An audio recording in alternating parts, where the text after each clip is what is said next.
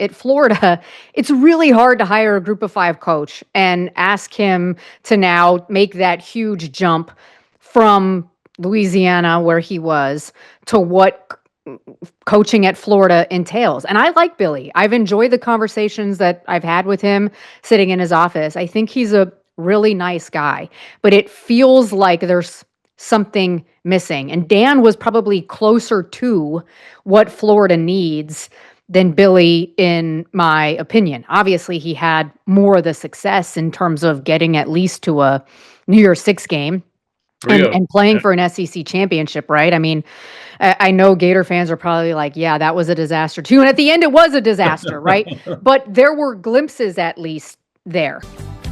Another Dooley Noted podcast comes to you from the Coach's Podcast Room at Spurrier's Gridiron Grill in Celebration Point. Okay, welcome into another Dooley Noted podcast presented by Titan MRI and Imaging and coming to you from the Meldon Law Dooley Dome Gator Studios.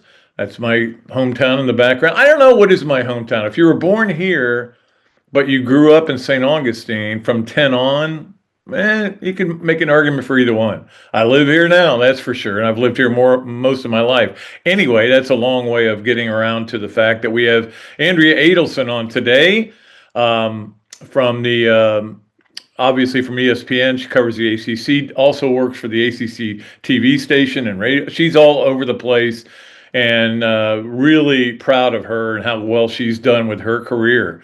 Winning again, I think, the FWAA First Place Award for enterprise reporting. She's really good at what she does.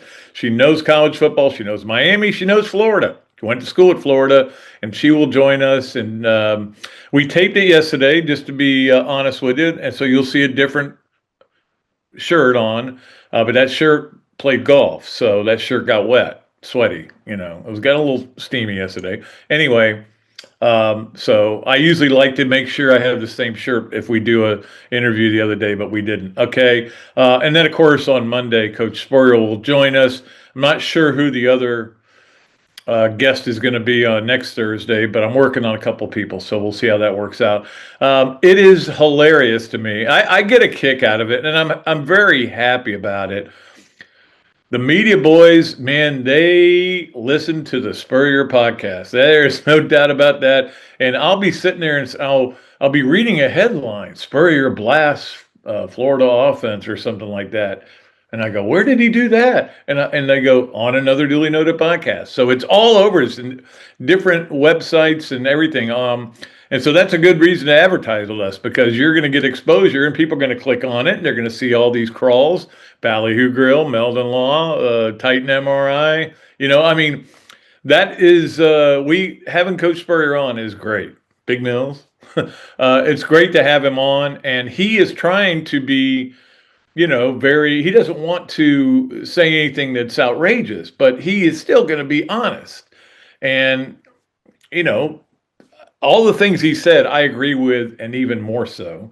But anyway, it's just funny to see. My name has gotten more publicity, not because I've done anything great, but because Spurrier is on my show. So I love it. I'm going to enjoy it every minute, okay? All right, so let's get to our Royal Blue starting five. Speaking of great sponsors, Royal Blue Yacht Sales is certainly one of them. Randy Royal does a great job over there.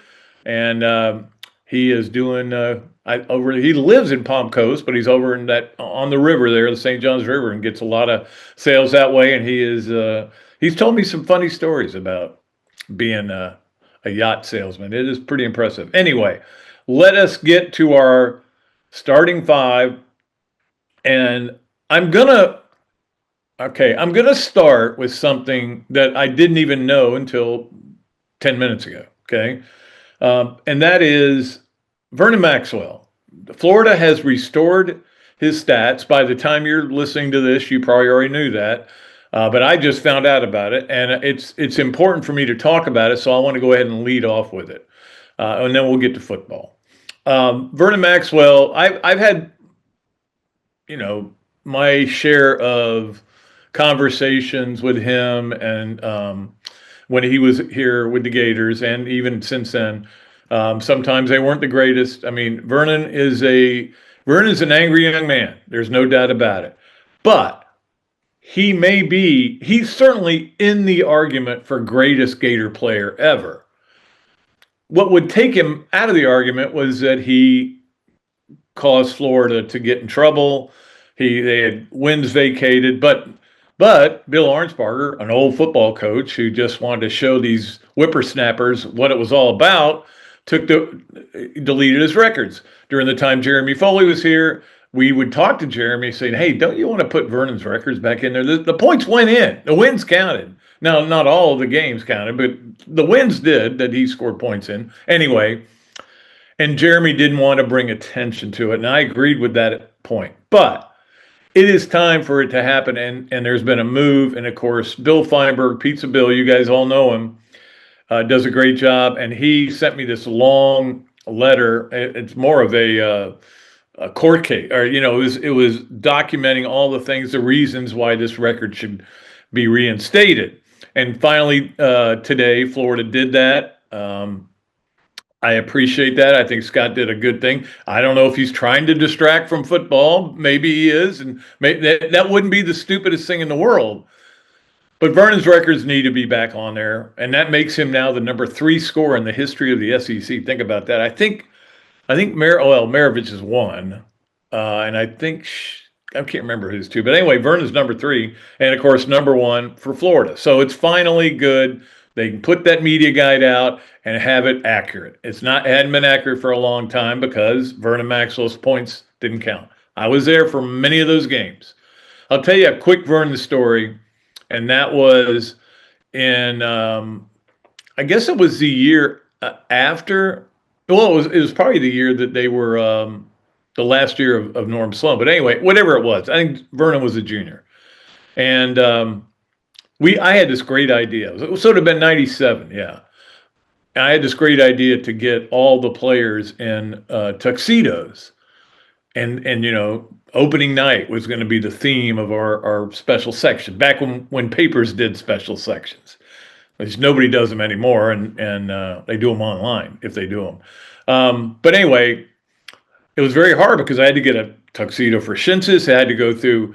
Back then, you couldn't even get rent them for a day. You had to get them donated. I can't remember all the things that went to it because of compliance. All that was going on. And their leading scorer from the year before was ineligible for the first game. So we decided, let's not use Vernon Maxwell because he's not playing. Our theme is opening night. It's opening night. Vernon did not like that. And as those guys were posing and getting in their tuxedos, he was in the shower just sniping around the corner the whole time. And I just was like, come on, man. Okay. Okay, we made a decision. You're not playing. It's not opening night for you. Whatever. So my relationship with him is always been a little crusty. But one thing I did always agree is that his record should be restored. That's the fair thing to do. It's the right thing to do. And as Scott Strickland said in the release, it's time. And I agree with that. Could have been earlier. I would have been fine with that, but at least they're there. Vernon is now 60 years old. In fact, he's quoted in Chris Harry's story on FloridaGators.com as saying he about fell on the floor when he found out. It meant something to him, right? This is a Gainesville kid, went to Florida, did all kinds of great things, may have been one of the greatest players to ever play here, got in trouble, had some trouble. People make mistakes. Got in some trouble in the NBA too, but that's not the point. The point is his records never should have been wiped away, and now they're restored. Okay, that's all I have to say about that. Although I'm sure on the tailgate today we'll be talking about it a lot. Let's get to number 2, which is Florida-Miami this weekend. As we all know, game day is going to be there. I don't think I'll be watching game day. I don't want to see them crush on the Gators, and I don't want to see them praise Miami, so I'll wait till noon. I'll go to the gym, and then oh God, they show it there too on that. And I can't help but look up at the screen, so I'll have to find something to do in the morning. But anyway, the game by the way, game day is going to be at the campus because Hard Rock doesn't want them out there, and they've got their spaces they sell and everything, so they don't want them out there. In fact, they were going to go out last week and they couldn't go out, and because Hard Rock said no, and so they're going to be on the campus, and then they're going to say, can we make the game in time? This show gets over at noon, and 7:30 is the start of the game. Are we going to be able to get there by then? It'll be close. I'm telling you, having been there many times. But the bottom line is, a lot of people keep asking me, so do you think we have a chance? And it's not a Lloyd Christmas chance. I mean, yes, Florida has a chance. They're 7.5-point underdogs. That's anytime you're within. Well, if you can get within a touchdown, especially makes it interesting. But look, it's all about, does Florida play better football? And I don't just mean DJ Lagway. It certainly is a factor. Do guys run better routes? Do they make better catches? Does the offensive line block better? It's about that, and it's about, are they better coached this time? And that means calling plays. Last week, we've talked about it ad nauseum. LSU geared up for the run the whole game. They expected it the whole game, and they never saw it, and Florida didn't adjust.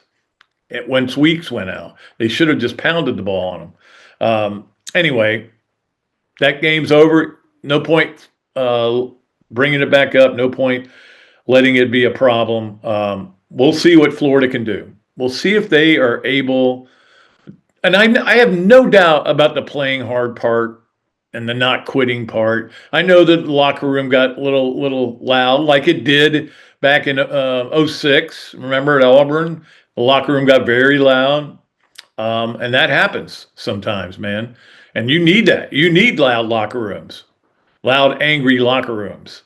And hopefully guys are going to respond. Now, all we can do is hope for it, right? You can't make it happen. You can't, and they're not doing it to ruin your day, even if they have ruined your day. But they're not playing it that way because of that. So my best advice to Gator fans really would be this.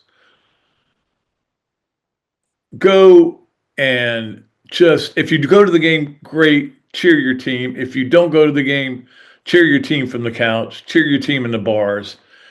If you're either your Gator or your Gator bait, okay? And you know that, and I can still say that. Lawrence Wright can too. But the bottom line is, you want to win this game. If you win this game, you're going to have a different thought about the season, okay? We can get off the hot seat stuff for a while. It may come back, which brings me to number 3. And that is that it does feel a little bit like Groundhog Day, because we feel like we were right here last year after 3 games. They were 1-2. Is he going to get fired?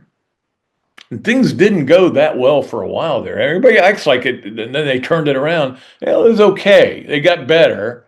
But then, of course, the way the season ended was a big part of it. It also feels like Groundhog Day because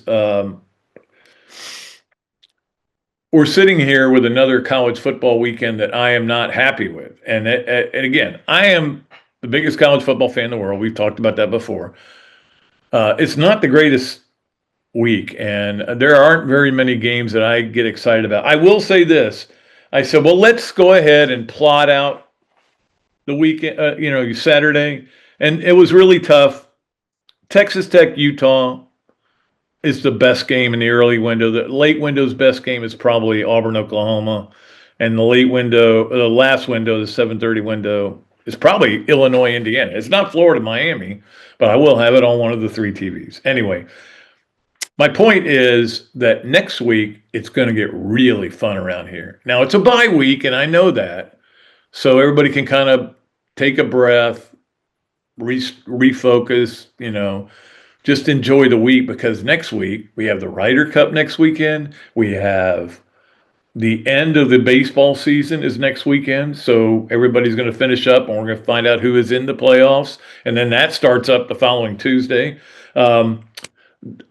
Georgia, Alabama is next Saturday. So is Oregon, Penn State. There are a lot of good games next weekend. So this weekend will be okay. We'll be fine with it.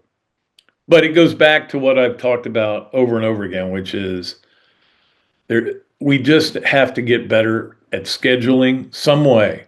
And the 9-game SEC season could not come at a better time. There's just too much bad scheduling, and I want to. The 9 games is going to be great. Now I know like Florida dropping teams, but there's not going to they're going to schedule Long Island again. Okay, I think you see my point. Maybe you don't. So feel free to call. Number 4 on our Royal Blues starting 5 is that Florida will be down one assistant coach when they go down to Miami. Jabbar Jalouk was suspended for 3 games because of an altercation, and all we saw on TV was a little pushing and shoving, which is typical of LSU and Florida, and I think a lot has to do with where they come out and where they run. Florida took walked a lap around the field. The players got anyway. There was some kind of fight, and it sounds like, and I'm just speculating by what the statements were, that Jabbar either took a swing or slapped or hit on the shoulder pad somebody, a student athlete. And you can't do that. We know that. It's not a good look, and it's not a good look for him, and it's not a good look for Florida right now in the state they're in. However, it's not like he's going to really hurt them that much. He's going to be coaching these guys right up until the time they leave for the stadium. And we made this comparison. It's like when Sully's going to be suspended for the first 3 games of the season because of that incident at Coastal. So, but do you think that's going to make a difference? Now he does call the pitches. That's even maybe more of a factor. But anyway, it's not a big deal. But you know what it is? It's another check mark in the bad column. Really, it's like when Mullen's staff got. They got an NCAA penalty because they let guys from a 7-on-7 team tour the stadium or something like that. I don't even know all the deets on that. But the bottom line is it wasn't that big a deal, but it was something. And so it was just one more check mark, violated NCAA rules, that you put in his pros and cons. So we've got a lot on the cons right now. There's still a lot of pros. You got to remember that there's a lot of pros and a lot of cons with Billy Napier right now. So let's wait and see what happens. Finally, on number 5 on our Royal Blues starting 5, Florida's released, and this is brought to you by Christine and Steve Wendig, who excel in being Olympic sports fans, but gymnastics released their schedule. Interesting to see Oklahoma coming here February 13th. That'll be a day. They'll sell out most of these, as you know, and LSU on March 8th. So those are the 2 big ones. It's always fun. I mean, everybody.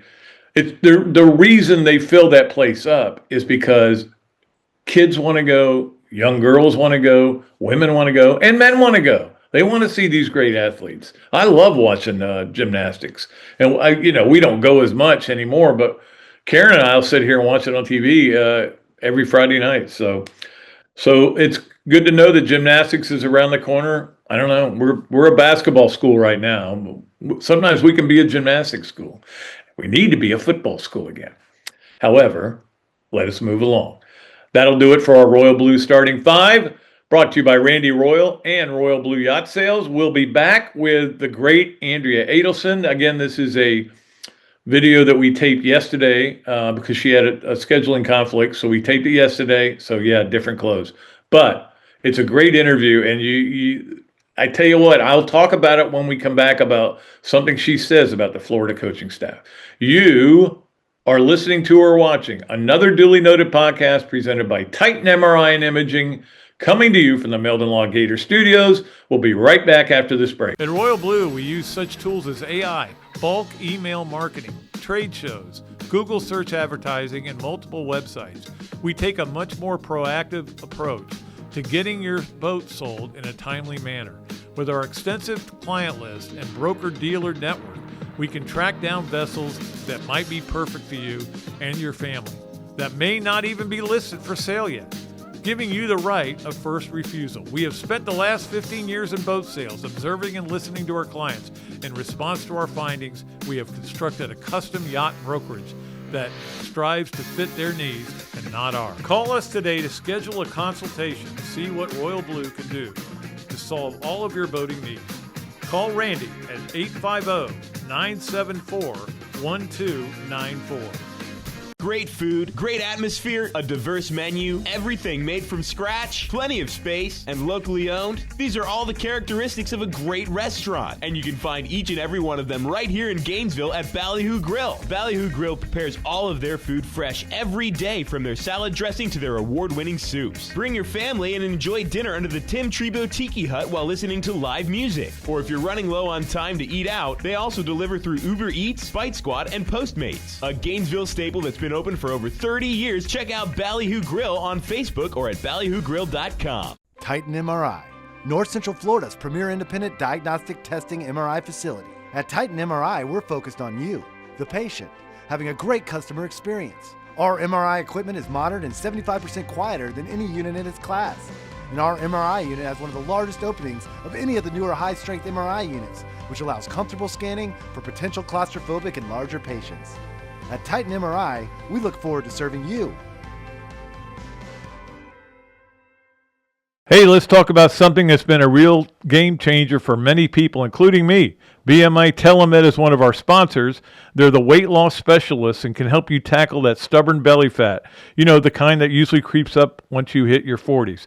Bob Parado and Charlie Gonzalez, two UF-trained pharmacists, work with their medical director to prescribe and deliver the same meds that helped me lose 50 pounds. Yep, 50 pounds. That belly fat, it's not just about looks. It's unhealthy and makes you feel sluggish. Now is the time to do something about it before football season rolls around again. If you're anywhere in Florida, BMI TeleMed, simple online telehealth platform makes it easy. Your weight loss meds get delivered right to your door fast. From my experience, you feel full sooner, eat less, but can keep enjoying the foods that you love, just in smaller portions. Plus, it helps with blood sugar and cravings. Do yourself a favor, head to bmitelemed.com to set up a free private consultation. No obligations, no contracts. These Gators know their stuff. You'll look better, feel better, and be healthier. Visit bmitelemed.com today. Okay, welcome back to another Dooley Noted podcast presented by Titan MRI and Imaging, coming to you from the Meldon Law Gator Studios here at the Dooley Dome. It is a great pleasure to bring on a good friend of mine, Andrea Adelson, who is, first of all, now she's the co-host of Inside ACC Access, and that's pretty cool. That podcast is really great, and I know that you have been so busy, Andrea. You went to all the different schools and sat down with coaches. I mean, it was fun to watch that stuff on the ACC network. I appreciate that, and we're very excited to have it in podcast form. New episode on Thursday, and of course, what do you think we're going to be talking about? We're talking about Miami, Florida? I think we're going to be talking about Miami, Florida. It may come up, yes. But also, I wanted to mention this too, because Andrea and I have one major thing, a couple of things in common. We both went to UF. We both graduated from journalism school, but our love for Ed Ashoff, and you still have his picture up on your Twitter account, and you just won the FWAA first place award for enterprise writing, which is a great honor, and you've won a bunch of awards, and I know that Edward would be very proud of you. Don't make me cry, Pat. Edward's right here. I don't know if you can see him in the screen back here. Oh, no, you okay. can't. But I've got him with me at all times, and also a Gator grad. Love the Gators. And Pat, I have to say, I miss texting him after Gator games, particularly after painful Gator games, because he was really one of the only people I could talk to about it. I don't have any coworkers who went to Florida, Pat, so I really miss Edward in those moments. Yeah, they all went to Georgia Tech and Clemson and places like that. Georgia. Yeah, Georgia. Oh, well, sometimes I wish my daughter had gone to Georgia, because she probably would have stayed in school a little bit longer. Go to those football games. Yes, exactly. All right, let's get right to it. And the first question I have for you: how good is Miami? Do you think? I mean, it's 3 games in. We still don't know, but how good do you think they are? I think they're really good. I think they have a chance to be better than last year, quite honestly, which is hard to believe considering who the number one overall pick was in the NFL draft.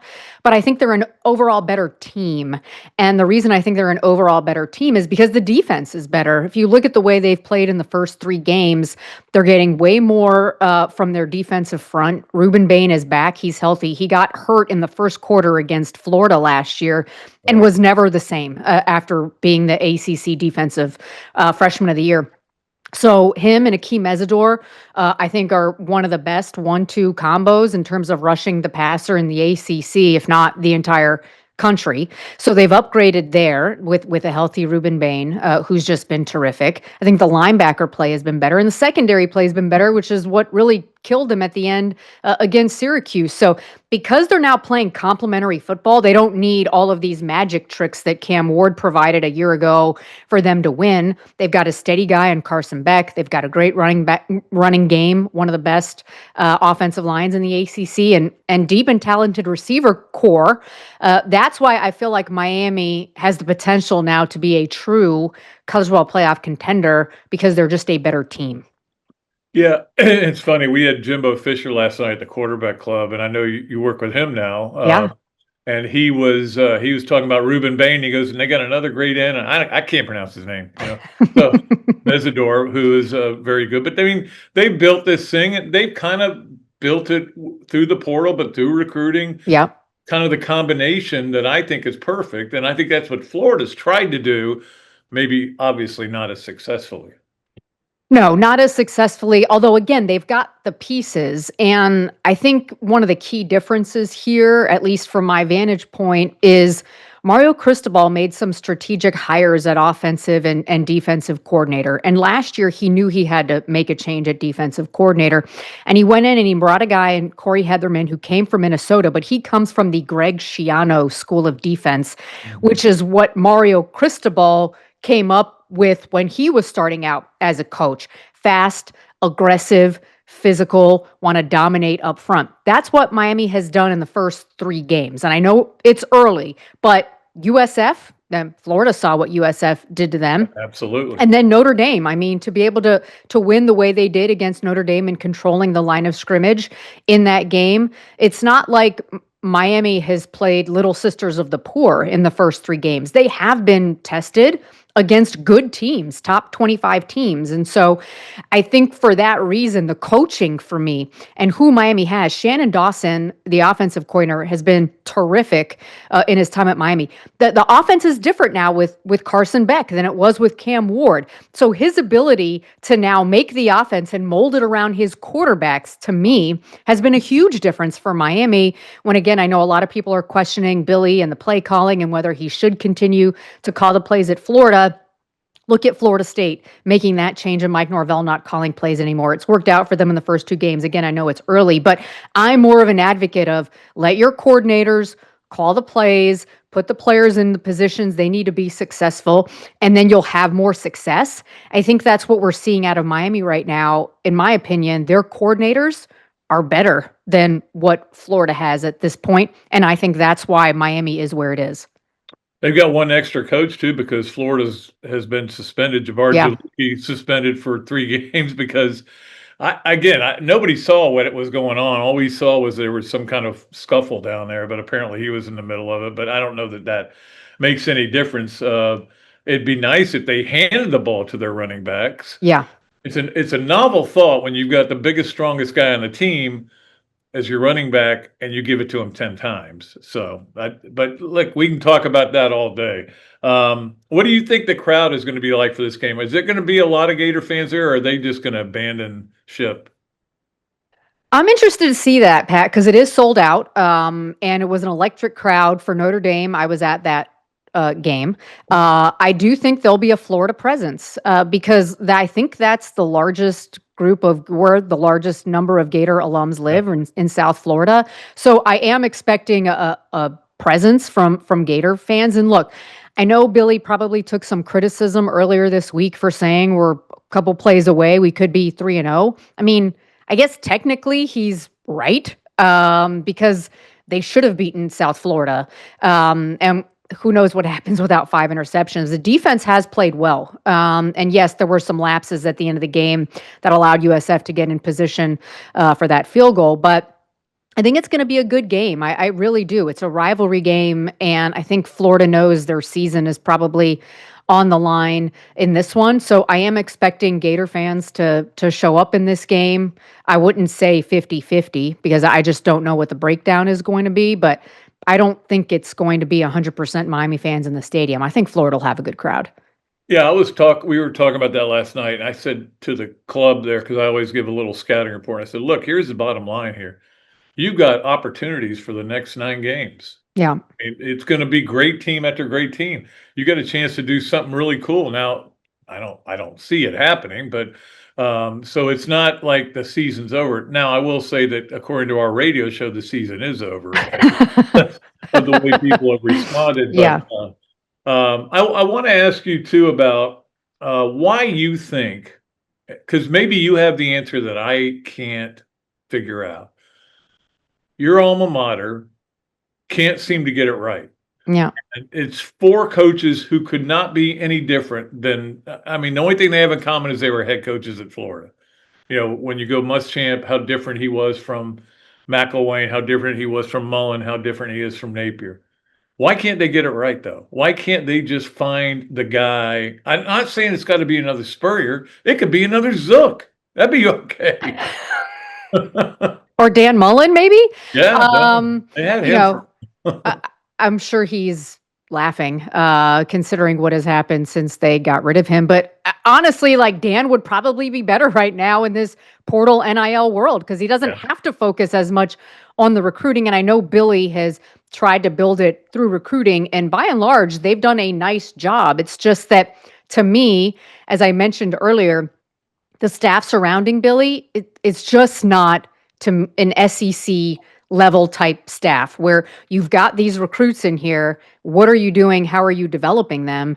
So that's one part of it. I think the second part of it is at Florida, it's really hard to hire a group of 5 coach and ask him to now make that huge jump from Louisiana, where he was, to what coaching at Florida entails. And I like Billy. I've enjoyed the conversations that I've had with him sitting in his office. I think he's a really nice guy, but it feels like there's something missing. And Dan was probably closer to what Florida needs than Billy, in my opinion. Obviously, he had more of the success in terms of getting at least to a New Year's Six game.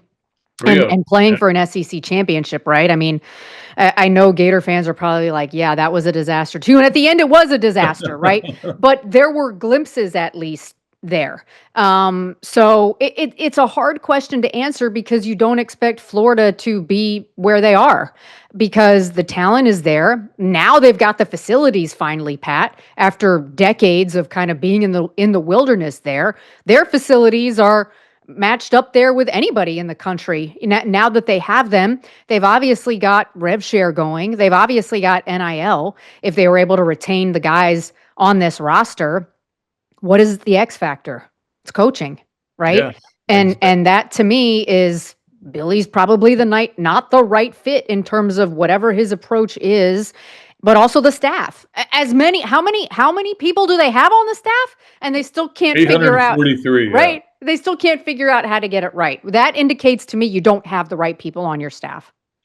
Well, that's it. I'm not going to get into too much of this, but they have employees there on the staff that are family works at the UAA. So, hey, let's bring them on in, let them be an analyst. So you never know what's going on over there. It has been it's good for radio, I will say that. Lots of angry callers calling in, Pat.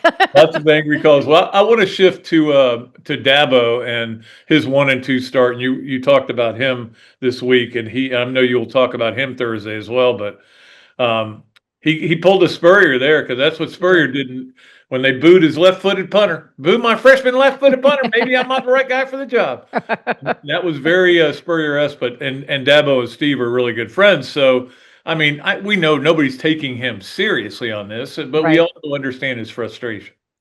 Yeah, I mean, you start off the year as a preseason top 5 and you're 1-2 after the offense that everybody said was going to be one of the best in the country has been a dud, like a complete dud. And it's hard for me and those of us who follow Clemson as closely as we do to understand how Cade Klubnik, in his third year as a starter, has now regressed and is playing even worse than he did in 2023, his first year as a starter. And by the way, in 2023 is when Tyler from Spartanburg called into the radio show and Dabo went on the rant the first time about it. They don't like me, they can get rid of me, and I can go coach somewhere else, right? So he's made a rant like this previously. And then what happened after he made that rant with Tyler from Spartanburg? They won 5 straight. They were 4-4. They finished 9-4. And that is their quote unquote worst year in the last 14, not winning 10, right? So I understand his frustration because he felt good about this team. It's not just us in the media who are like, Clemson should be good. When he came and sat with me in Charlotte at ACC kickoff, he felt really good that this team was going to be able to build off of things they learned last season, losing in the playoff, making it back to the playoff, right? Didn't have that pressure of how come Clemson can't make the playoff? How come? Well, they did, right? So that's off. You got a senior-led team, lots of guys coming back. He felt really good. So when you're out there and you're seeing just silly things that should be, first day of camp things that you're correcting, right? He's talking about lack of precision. He's talking about not everybody doing the right thing on every play. This is not a championship team if that's what you're doing in terms of those types of mistakes. Nobody can pinpoint why, though. Nobody can understand why these mistakes are happening for a team that is so filled with juniors and seniors who are leading the way. So I get his frustration. He has been the best coach in Clemson history. I don't think there's any doubting that. This is a team that has dominated the conference since basically his arrival. And so, yeah, they've done a really good job. It's just that it hasn't looked very good. And just like Billy, he said, we're just a couple plays away from being 3-0. But I do think that rant kind of is his way of trying to serve a little bit of motivation to his team so they can kind of start to turn things around, because that's what happened in 2023. Maybe it'll happen now. Yeah, it's kind of like Billy said, we're 12 plays away from being undefeated. And I'm like, yeah, well, next week could probably be 19 plays away from being undefeated. I mean, you gotta make those plays. And You do. Watching, and it goes back to Lagway, goes back to Klubnik. Yep. Guys that we have elevated with NIL and all this adulation, and sometimes they don't handle it well. And I think this is part of the untold story of the NIL is how much guys think I've got it made now. I don't need to be maybe working as hard. I know that they keep saying DJ Lagway's working really hard, and I'm like, Yep. well, they want to work hard on throwing the ball to the right team. Yeah, and I spent time with Ryan O'Hara, the quarterback's coach, and Billy and DJ this summer, and that was one of the underlying things that they said is how much DJ is in the meeting room, how much time he's spending with Coach O'Hara, going over not just their offense, but reading defenses, right? Figuring out what do I need to do when the defense is showing me this. How do we take advantage of that so we can make a good play? And everything that they said, just it hasn't played itself out. So it leads you to wonder, one, how is he 100%? Is he still bothered by the calf? Because he's not running nearly as much. He's indecisive and he's making wrong decisions, right? And so to me, in watching him the last 2 weeks, he looks like he can't figure it out, right? He's just thinking too much.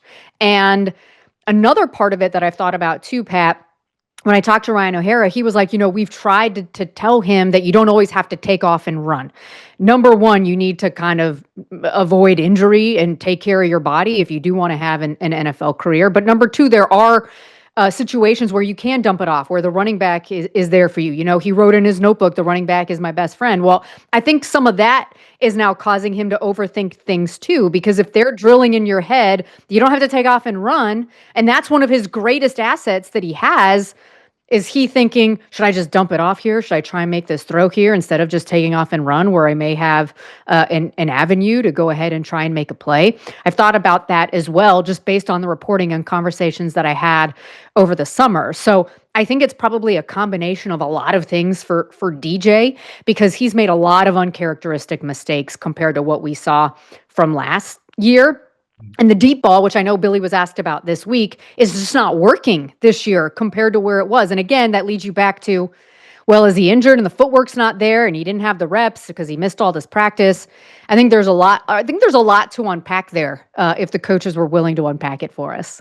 Yeah, and that's the thing. When you look at him on the sideline, he's like in a daze. Like, he's trying to figure out why is this not working? When I was in high school, I could do whatever I wanted, and it's just not working. And last year, it went really well, even with the picks he threw last year. But anyway, it's a disaster up here, and I don't think Miami's got a lot to be worried about. But I will say this: I think Florida will go down there and play hard. Not only is it a rivalry game, but I think this team has not played hard. They played. Right. That's a nice double negative there.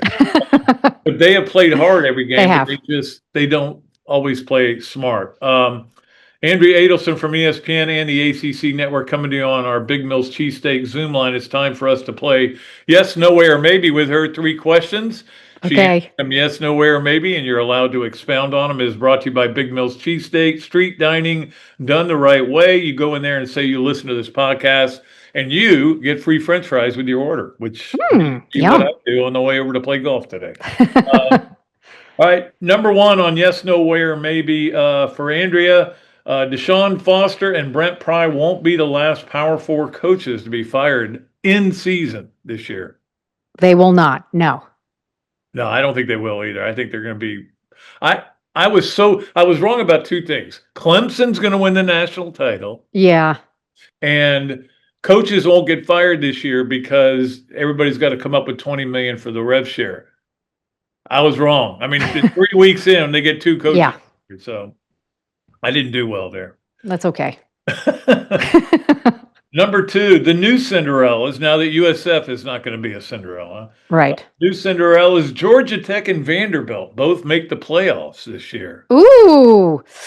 I don't know about Vanderbilt, but I think Georgia Tech has a really good chance. Their schedule lines up really nicely for them. They don't have Miami, which they've had success against Miami the last 2 years. So they're probably like, let's take Miami. Yeah. They just beat Clemson.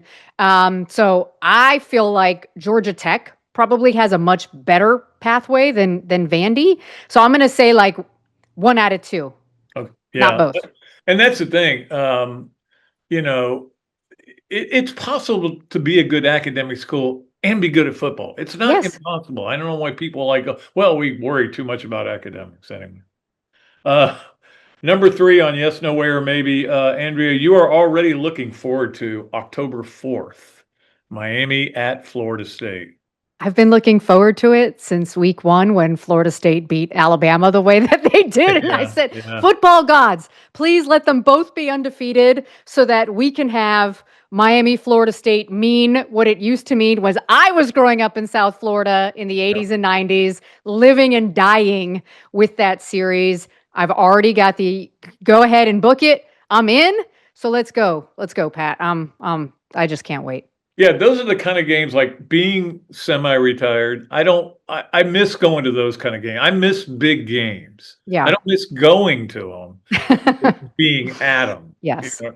It's always great when you're in there and it's about to have opening kickoff and you're sitting there and you're getting goosebumps. And I love that moment. Yeah. It's going to be a great atmosphere there. Just like everyone doing the chop and then Osceola and Renegade run out and they plant the spear. I mean, it's going to be electric. It's going to be electric. Absolutely. I can't wait for that game.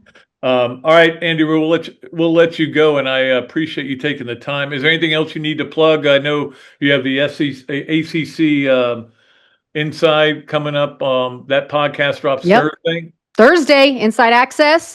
We've got lots to talk about, including Virginia Tech, as you just mentioned, Miami, Florida. We're going to have Miami's athletic director, Dan Radakovich, on. He's going to talk about game day coming down, so it's going to be a good time. And then on Saturday, I will be on the ACC Network pregame show, The Huddle, at 10:30 Eastern, so folks can tune into that as well. Well, yeah, There because we go. Huddle and Game Day are both there. That's right. They're both going to be there. And it's going to be from campus, not from the stadium. So it should be a good environment. Cool. Yeah. I was wondering where they were going to do it, but that's the right place. By the way, Shannon Dawson may be the next coach of Virginia Tech. Just so you know. He's terrific. Yeah, And the job he's done, by the way, with Carson Beck, I mean, everyone just, thought Carson Beck was over and done with. He's the number one player in the country in completion percentage. I know. His efficiency's been outstanding, and it's a completely different offense, yet they might be better. So, yeah, absolutely. He's doing a heck of a job. So he'll get a head coaching job out of this. I guarantee you that. Yeah. Andrea, it's always great to have you on. We'll be back with more of another duly noted podcast presented by Titan MRI and Imaging, coming to you from the Meldon Law Gator Studios right after this break. Meldon Law has been serving personal injury victims since 1971. In those days, Jeffrey Meldon's presence as an attorney in the music scene dubbed him with the nickname the Hippie Attorney. And although times have changed, two things haven't. Our commitment to bettering our community by helping the injured. Albert, are you ready to go to the game? And our love for the Florida Gators. If you bleed orange and blue, Meldon Law is the firm for you. Adams Rib Company has been a staple of Gainesville for more than a decade and a staple of the Dooley house ever since Kelsey's teeth came in. The first time I walked into Adams, I told my daughter that the green beans are always a test of a great barbecue restaurant, and they were perfect. You know about the ribs that melt in your mouth, and my favorite, the turkey plate. But be sure to go in on Fridays for Nana's Fish Nuggets. They will melt in your mouth. Adams Rib Co., a Gainesville great. Coach, it always impressed me how you beat Florida State to win the 1996 national championship. And I was really impressed with your 06, 08, and 09 Gator teams. And the way you coached Danny to the Heisman Trophy. A lot like what you did with Tim Tebow. You won more SEC championships than you lost home games at the Swamp. And you had plenty of super games in front of our Gator Nation. Yeah, there really is something special about the Swamp. I guess that's why we say about the Swamp, only the Gators get out alive. To the Swamp and the Gators, with the best beverage served at Spurrier's Gridiron Grill, 100% agave, Los Landeros tequila, aged in bourbon barrels for a smoother taste. I think you mean Head Beer Coach 1966 lager, a crisp, light, bodied lager for easy drinking. Nope. Los Landeros tequila, smooth enough to drink neat and bold enough to elevate a cocktail. 1966 lager, enjoyed on game days in the fall or whenever you need a winning cold brew. Los Landeros tequila. 1966 lager. Los Landeros. 1966 lager. Y'all stop bickering. Okay, you're both wrong anyway. The best thing Spurrier's Gridiron Grill offers are Jerry's famous chocolate chip cookies.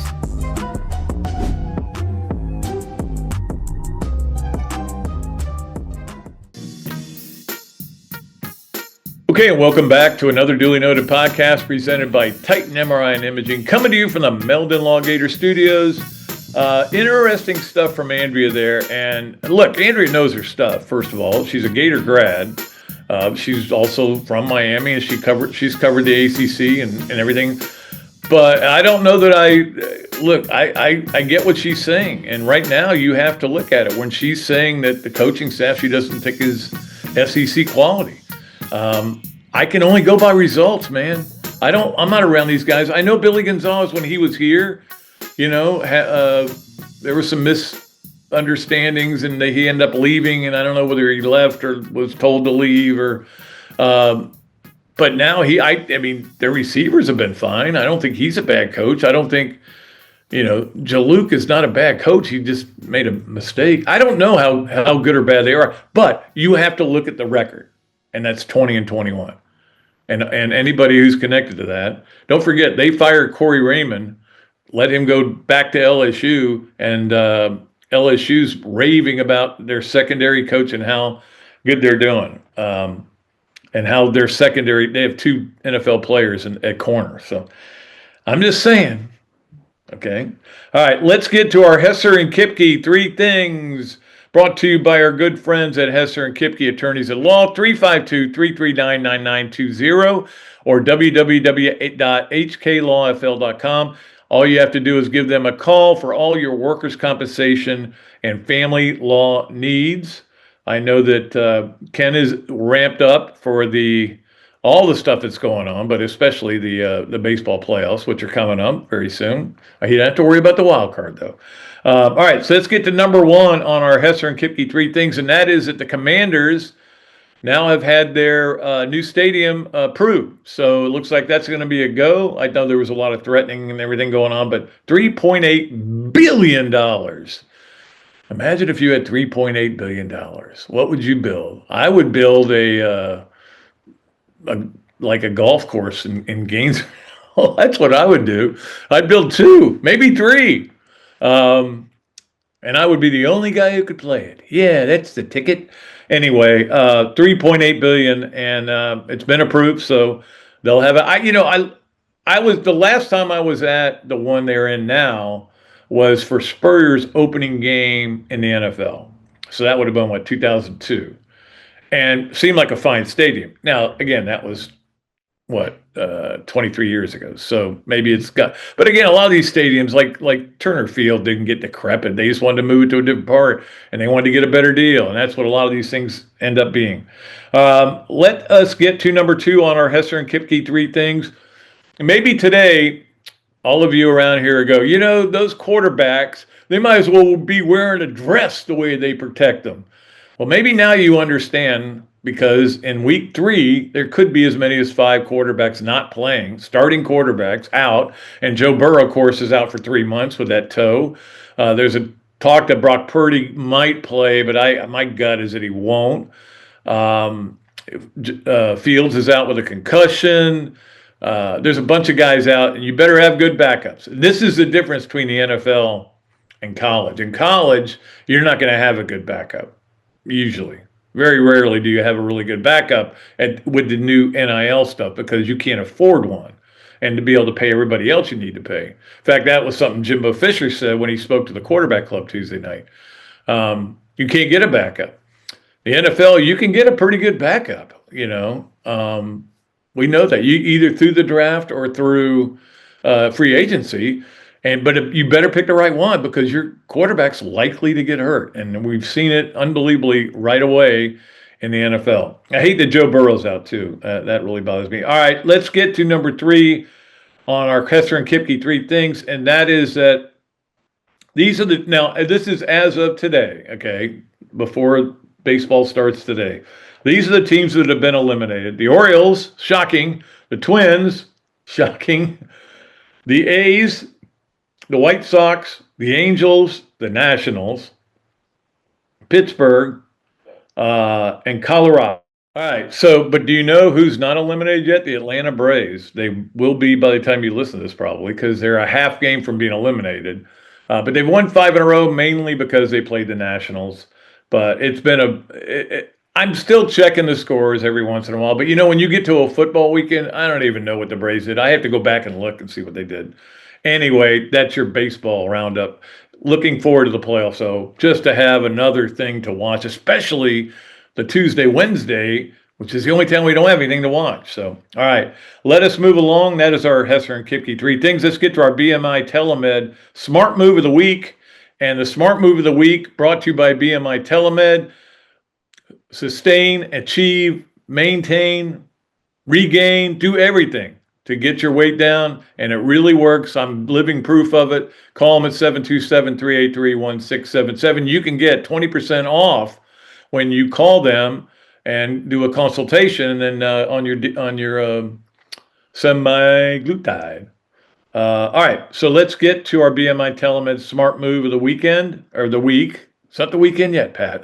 I'm close to the weekend. I've got a show today on radio, and then I'm on my weekend start. So no show Friday. I'm good. I'm glad. All right. Anyway, our smart move of the week is definitely that the NCAA approved the one transfer window. I know some people don't like it because they're going to be in the playoffs and all of a sudden guys can get in the portal and you got to be, but look, they're working on the portal every day of the week.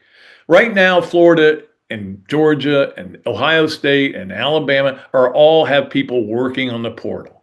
In some cases, they're contacting agents. We all know the tampering that's going on. I know right now vultures are circling right here in Gainesville, waiting for waiting for the shoe to drop, and then they're going to jump on the portal because you get that 30-day window if your coach gets fired. But let's calm down about all that. But the 2 windows was just too much. And they've got to give the coaches a little bit of ability to manage their rosters. It will be from the 2nd of January till the 11th. If you're in the playoffs, as soon as the playoffs are over, you get a 5-day extra window to do it. And it makes a lot of sense to me. We'll see. We'll see what happens, and then we'll look at the impact later on. But it seems like a smart move to me, and it's brought to you by BMI TeleMed. Let's move along to our Gallo Car Wash Sponge of the week. Our Gallo Car Wash, the place to go to get your car washed. We're a 3 Gallo Car Wash family here at our address. I can tell you that much. And we appreciate them for being a sponsor. The Sponge of the week were the Chicago Cubs, because the Chicago Cubs qualified for the playoffs for the first time since 2020, and they let the champagne go. Now, I've been told, and I have evidence of this, that it's never really champagne. It's some kind of a sweet cider. It's not even that alcoholic. But that's okay. To spray it all over it because you're getting the playoffs is good. So you soaked it up, and somebody had to soak it up afterwards. Luckily, they had the plastic up, on the lockers, so that was good. But congrats to the Cubs for getting in the playoffs. Of course, all the other teams that have, including the Phillies, of course. Gallo Car Wash, that's our Sponge of the week. Let's get to mybookie.ag, which is the place to go for your betting needs, whether you want to bet on games, whether you want to bet on casino games, whether you want to bet on horse racing, and certainly to bet on college football and pro football. MyBookie.ag is the place to go for all of your needs. You get all kinds of great deals if you mention Dooley in the promo code. Just say your promo code is Dooley, Dooley, all caps. Makes me look bigger. And that gives you a discount. There's different discounts that they give you, and one of them is you get your first bet is not a bet. You bet, and if you win, you collect. If you lose, you don't lose it, but it's still in there. But it's still in there to bet. Does that make sense? I hope it does, because sometimes I think I'm an idiot. Most times I think I'm an idiot, but I know that mybookie.ag is the only place to go for your betting needs. We appreciate them. And so here's my bet for the weekend. I like Oklahoma, even though they're given 6.5 to Auburn. They're at home. I think they looked ahead a little bit last week. And again, why are they playing at Temple? I still can't figure that out. But the bottom line is, I don't think Auburn's that good. I really don't. I mean, Cam Coleman's ridiculous, but I don't think they're that good. And I think Oklahoma's going to handle them pretty easily. So that's my bet. Let us move along to our Adams Ribco Gator of the Week. Gator of the Week is brought to you by our good friend Adam Brewer over at Adams Ribco, where you can get the best ribs, the best Nana's chicken nuggets, which are available tomorrow on Fridays, and certainly the best barbecue and best green beans. Everything is delicious at Adams Ribco. We appreciate Adam, and our Gator of the Week has been Gator of the Week before. His name is Wyatt Langford. Wyatt Langford became the first Florida player ever to have 20 homers and 20 steals in a season.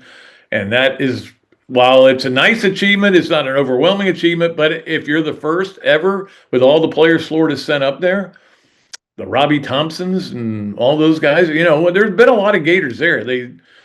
Brad Wilkerson, they just haven't kind of become stars till Pete Alonso. And Pete Alonso isn't stealing 20 bases, so that record could hold up. But anyway, congrats to Wyatt Langford for doing a great job. And I love that guy. I'm glad he missed some time. Obviously, he was injured. I'm just glad he's doing well. I really am. Couldn't ask anything better of him as an interview, just watching him play and the way he carried himself. Anyway, let us move along to our Leonardo's at Millhopper Quick Picks. And as I said last week, we're doing a two-game thing here where we've already, and in fact, I just wrote out the envelope to our winner, Kyle Abney, from last from the last one, and I need to put it in the mail, and I will today, I promise. But he lives in Palm Bay, and I know he's looking forward to coming to the Mississippi State game and going to Leonardo's and getting a Duels. Get a Duels, man. It's a great sandwich. Anyway, the winner of this, basically, whoever, if you got the game right that's being played tonight, Rice and I can't remember who it was. It's all written down somewhere. And then the one we do right now, which you have plenty of time to get in, we are going to pull another winner on Monday just because I'm in a good mood. So here's the pick, and it is the Florida-Miami game, but it's not the game. It's the over-under. I like these over-unders. 51 is the over-under. 51. So if you think there's going to be more points scored or less points scored, just say over or say under. Send it to patrickdooley54 at gmail.com. It's also where you can inquire about if you have any thoughts about being an advertiser. We've got great advertisers, great sponsors. We love them so much, but we have room. We always have room for one more. And if you're interested in that, patrickdooley54 at gmail.com. Look, you can be on the website. You can be on the podcast where everybody at CBS Sports is going to click on it because they want to see what Spurrier said. Or you can be, or where everybody at On3 or all these other places that are writing stories about what we have on it. And of course, it's that great interviewing style that makes it happen. All right, let's move to This, That, and the Other. This, That, and the Other, which is sorry, I had to adjust there.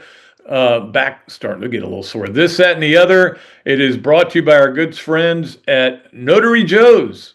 Of course, Joe Newton does a great job coming to your house to do your notary work. You can call him at that number, which I'm having a hard time reading because my eyes are I'll put my glasses on to read this. 863-990-4884, the number to call. Wow. The eyes are going bad. Joe Newton. Also by Dar Shakow Insurance.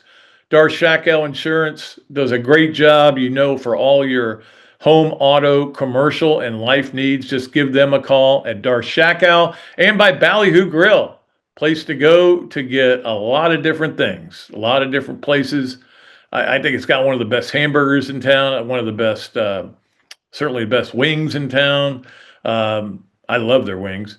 Best flatbreads too, man. People love the flatbreads there at Ballyhoo Grill. Okay, let's get to This, That, and the Other. This is that Kyler Murray, who is, of course, very successful quarterback with the Arizona Cardinals, decided, hey, you know what? I'm going to send out an Instagram photo of me and my bulldog. He loves his dog. He has 2 bulldogs. Very nice.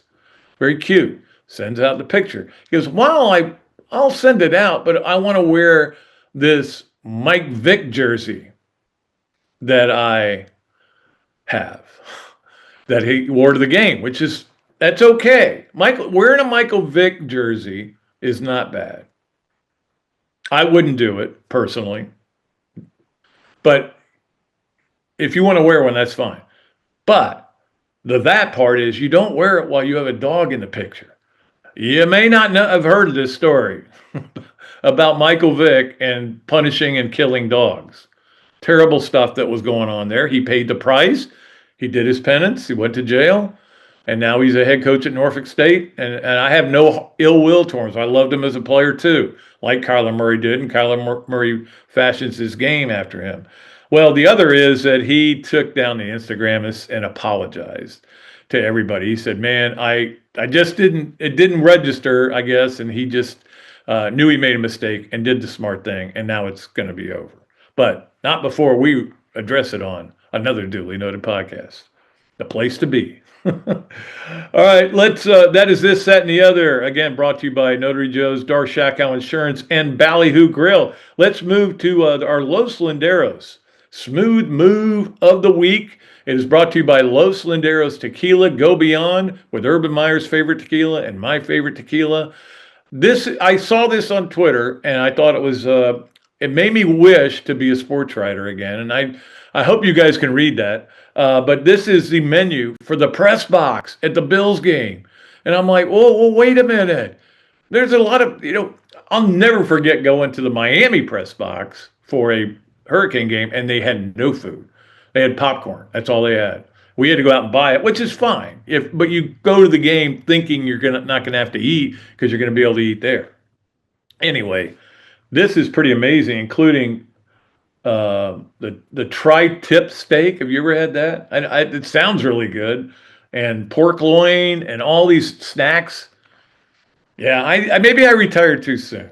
Or maybe I should just go cover the NFL. I could do that. All right, that is our Los Landeros smooth move of the week, which is to make nobody feel sorry for sports writers who are complaining about deadlines, and they go, "Can I get some more tri-tip steak over here, please? I'm writing a sidebar." All right, let's move. That's only funny to me. Let's talk about the Gainesville Quarterback Club, which, of course, Tuesday was a really special night because you know the Jimbo story. Jimbo last year was supposed to come, and there was a misunderstanding, and he didn't make it. And I had to tell Rodney Dangerfield jokes for 20 minutes, and everybody loved it. They had a good time. But anyway, I know everybody was nervous about Jimbo showing up for this one, and certainly he came, got there early, had a great time, and really great talk. He was very interesting. Still talks a mile a minute, and I did tell the story about the young ladies that who do the ASAP transcribing for all the coaches at the media days, and they were in there drinking tequila, probably Los Landeros, and they're in there drinking tequila in the bar after this, and I go, "What's wrong with you guys? You okay?" And they go, "We had Ed Ogeron and Jimbo Fisher back to back. We need to drink." Ogeron, and then Jimbo. I can't do Jimbo because I can't talk that fast. I can't. But anyway, the point is, he was great. He was very nice. It's great to see him. Enjoyed talking to him too, and did a good job. I said this when I introduced him. Anybody was calling plays, and I had 3rd and 5. Jimbo Fisher would be right at the top of my list of guys I want to call that play because I think he's a great play caller. Anyway, to let you know, there is no meeting this Tuesday, so everybody can kind of decompress. And then next Tuesday is the big gala for the Gainesville Quarterback Club. It's a good time to join and become a member. You have the big gala, and Todd Golden is the speaker. I told this, what I thought was a great joke. They were Scott Whitaker, who does the invocation, was talking about the golden rule, which we all know. Golden rule is do unto others as you would have them do unto you. And I think there's something like that. It's be nice is what it is. And I get up there and I said, I think, Scott, you're wrong about the golden rule is actually make sure Walter Clayton has the ball. I thought I got crickets, man. Crickets. I thought it was hilarious. Well, anyway, so to be Todd Golden next Tuesday, and then the following Tuesday, Will Muschamp. No booing allowed. And you shouldn't. He's one of the best guys in the world. Unfortunately, he may know more about what it's like to be a great guy who can't get the offense right than anybody. So maybe that's the way I'll introduce him. All right, let's move along to our final segment, which is our Gainesville Quarterback.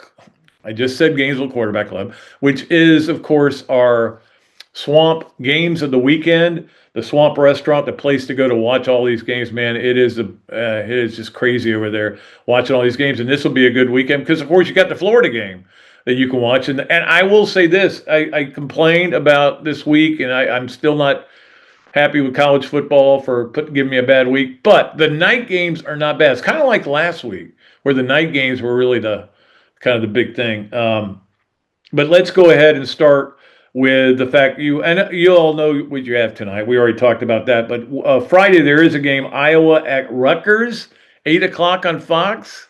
Anybody? There's another game on that night. I don't want to watch that one. Am I already getting to that point? I don't think so. Hopefully. Anyway, Saturday, the best noon game is Texas Tech at Utah, 2 ranked teams. There's only 3 games with rank on rank. So Texas Tech at Utah would be an interesting game to watch, but also Auburn at Oklahoma is also a great game at 3:30. That is the best game of the 3:30 window. Again, I don't think Auburn is that good, but it'll be interesting to watch this game. South Carolina is playing Missouri at 7:00 on ESPN. And of course, everybody's wondering what is going to happen with Lenora Sellers. He had the issue last week, and whether he's going to play or not. He's been practicing a little bit, so we'll see. It may be a game time decision. It may be something where he runs out there and it is fine. So we'll see. But that without him, I just don't. You saw what happened to South Carolina last week without him. So hopefully he's able to play, and that'll be a fun game. And I'll be rooting for the Gamecocks, Zach, just so you know. I don't like Eli Drinkwitz. So, all right. Also, we have, at the same time, we mentioned Florida, Miami. We have Illinois at Indiana, which is a ranked-on-ranked game. 7:30 on NBC. And Michigan State at USC at 11 on Fox. How about no? Look, if I'm up, I'll watch it the first quarter. But, yeah, I'm a sleepy time boy. Not a great game, though. Michigan State, I couldn't tell you who their coach is or what their record is or who their quarterback is. That may be the only team in the Power 5 that I can't do, Power 4. I just haven't paid much attention to them. Don't forget on Sunday, Jets at the Bucks, 1 o'clock on Fox. Houston at Jacksonville, 1 o'clock on CBS. Kansas City is at the Giants, is the 8 o'clock game on NBC Sunday night. Also, ABC has Detroit at Baltimore. I'm sorry. That's the Monday night game. And then Marquette, Florida is playing at Marquette in volleyball. That is tomorrow night, Friday at 7. It's on FS1 if you want to watch it. And they're playing with Wisconsin also up there. But that's it's at 1 o'clock on Sunday, but that's on the Big Ten Network. And I don't know how many of you get the Big Ten Network. I used to, and now I don't anymore. I don't even know that I got rid of it, but it went away is all I know. Maybe it went away completely. Anyway, that's where they're playing. All right. That's going to do it for the show. We appreciate all of you. Appreciate all our great sponsors. Appreciate Andrea Adelson. We'll see what the ball coach has to say on Monday. Zach Rothrock, great job as always to make this happen. We'll be back on Monday from Spurrier's Gridiron Grill. Until then, for another duly noted podcast presented by Titan MRI and Imaging. Coming to you from the Meldon Law Gator Studios, I am Pat Dooley, and I am deep, way back, and out of here.